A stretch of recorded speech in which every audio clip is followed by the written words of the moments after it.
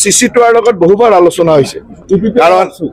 প্ৰত্যেকটো জনগোষ্ঠীয় সংগঠনৰ যেতিয়া CC2R লগত আলোচনা হয় এক্সিষ্টিং ট্ৰাইবেল কমিউনিটি বিলাকৰ ৰাইটস লৈ গতিকে সম্পূৰ্ণৰূপে আলোচনা বহুবাৰ হৈছে আৰু এইটো আজি নহয় 2019 চনৰ পৰা চলি থকা এটা প্ৰচেছ 19 চনৰ পৰা কিমান বাৰ প্ৰচেছৰ মাজেৰে এই 6টা বছৰৰ প্ৰচেছৰ মাজত এই ৰিপৰ্টটো আহিছে গতিকে ইয়াত বিভিন্ন পৰ্যায়ত আলোচনা হৈছে আৰু আলোচনা যদি ৰিপৰ্টটোৰ পিছতো আলোচনা কৰিব লগা আছে তাৰ কাৰণে অসম চৰকাৰ প্ৰস্তুত আছে অসম চৰকাৰ আমাৰ মন্ত্ৰীগোটৰ সদস্যসকল প্ৰস্তুত আছে ইতিমধ্যে মুখ্যমন্ত্ৰী ডাঙৰীয়াই স্পষ্টতাৰে কৈছে যাৰ যি ক'ব লগা আছে মন্ত্ৰীগোটৰ অধ্যক্ষ ৰণোজ পেগু ডাঙৰীয়া আছে তেখেতৰ ওচৰত গৈ ক'ব পাৰিব তেখেতৰ পৰা কথাখিনি জানি ল'ব পাৰিব কৰবাত যদি কিবা বুজাত অসুবিধা হৈছে জানি ল'ব পাৰিব আমি এটা আলোচনাৰ মাজেৰে সমাধান সূত্ৰ উলিয়াব লাগে আমি সিমানেই কামনা কৰোঁ এনেকুৱা ধৰণৰ ঘটনা কতোৱে হ'ব নালাগে এনেকুৱা ধৰণৰ ঘটনাই আমাৰ উন্নয়নত বাধা হিচাপে লয় আৰু এটা কথা ঠিক যেতিয়া এটা ৰিপৰ্ট আহে ৰিপৰ্ট এটা এখন মিনিষ্ট্ৰিয়েল কমিটিৰ ৰিপৰ্টটো আহিছে 7:30 বজাত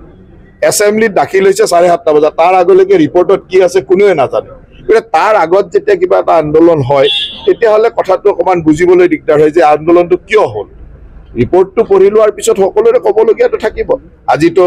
আমাৰ মুখ্যমন্ত্ৰী ডাঙৰীয়াই কৈছে যে আমাৰ মন্ত্ৰী ৰণোজ পেগু ডাঙৰীয়াক CC2R লগত আলোচনা কৰিবলৈ কৈছে আমি কাৰো লগত আলোচনা কৰাত কোনো বাধা নাই আলোচনা কৰিম কাৰণ এটা বহুদিনীয়া সমস্যা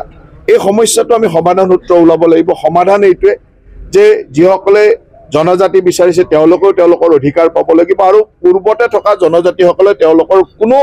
অধিকাৰ হেৰুৱাব নালাগিব তেওঁলোকৰ কোনো অসুবিধা হ'ব নালাগিব ইয়াৰ এটা সূত্ৰ উলিওৱা হৈছে সমাধান সূত্ৰৰ চেষ্টা কৰা হৈছে 10 বাৰ কথা পাতিম CC2R লগত আৰু প্ৰয়োজন হ'লে আৰু অন্যান্য আপছৰ লগত কথা পাতিব সকলোৰে লগত কথা পাতিব গতিকে এই কথা বাৰ্তাবিলাক পতাৰ সলনি যদি এনেকুৱা ধৰণৰ পৰিৱেশ হয় তেতিয়া এই যে অসমত যে এটা শান্তিৰ পৰিৱেশ BTCত যে এটা শান্তিৰ পৰিৱেশ এইবিলাক বিঘ্নিত হয় উন্নয়ন বিঘ্নিত হয় গতিকে আমাৰ আগ্ৰহ এটাই থাকিব যে আবেগ সকলোৰে আছে আৰু সকলোৱে মিলি আমি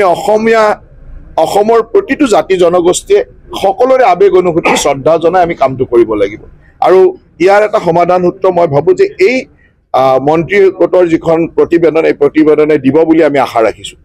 যাৰ যি আক্ষেপ আছে কিবা অভিযোগ আছে ক'বলগীয়া আছে সকলোৰে কথা শুনিবলৈ আমি প্ৰস্তুত আছোঁ কিন্তু তাৰ বিপৰীতে এনেকুৱা ধৰণৰ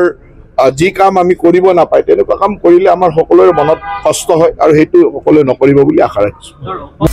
আপুনি বিচৰা বাতৰি পাব কেৱল নিউজ 18 এপত নিউজ 18 এপ ডাউনলোড কৰিবলৈ স্কেন কৰক এই QR কোড গুগল প্লে ষ্টৰতো পাব এই নিউজ 18 এপ